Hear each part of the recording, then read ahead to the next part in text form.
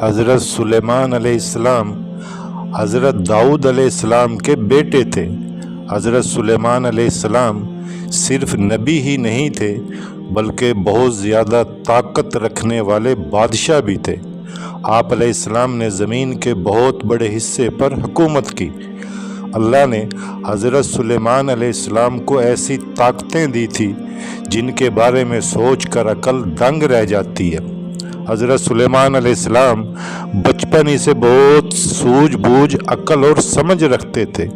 سامنے والے کی بات جلد سمجھ لیتے، نتیجہ نکالتے اور فیصلہ کرتے۔ ایک مرتبہ حضرت سلیمان علیہ السلام کم عمری میں اپنی دانائی کی باتوں اور قانون کا اصول بنا کر سب کو چونکا دیا تھا۔ ہوا یوں کہ ایک روز غصے میں بھرے ہوئے دو آدمی حضرت داؤد علیہ السلام کے پاس آئے۔ ان میں سے ایک نے کہا کہ اے نبی علیہ السلام، میرے غلے سے بھرا ہوا کھیت تھا، اس آدمی کی بھیڑ بکریاں اس میں گھس آئیں اور میری کھڑی فصل تباہ کر گئیں۔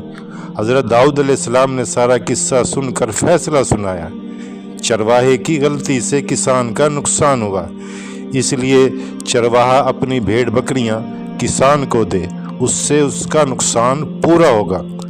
پاس ہی بیٹھے سلیمان علیہ السلام، جو اس وقت کم عمر تھے، اپنے والد سے عرض کرنے لگے، ابا حضور، آپ علیہ السلام کا فیصلہ بالکل صحیح ہے، مگر کیا میں اپنی رائے دے سکتا ہوں؟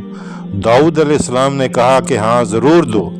سلیمان علیہ السلام نے ادب سے کہا، میرا مشورہ ہے کہ چرواہے کے سب جانور کسان کو دیے جائیں، وہ ان کے دودھ اور اون سے فائدہ اٹھائے، اور کسان کا کھیت چرواہے کے حوالے کیا جائے، وہ اس میں ہل چلائے، اناج اگائے، جب فصل پک کر تیار ہو تب چرواہا کھیت کسان کو واپس کرے اور کسان بھیڑ بکریاں اس کے مالک کو لوٹا دے۔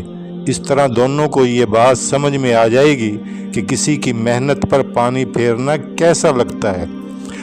ہمیں نہ صرف اپنی چیزوں کی حفاظت کرنی چاہیے بلکہ دوسروں کی چیزوں کی بھی حفاظت کرنی چاہیے۔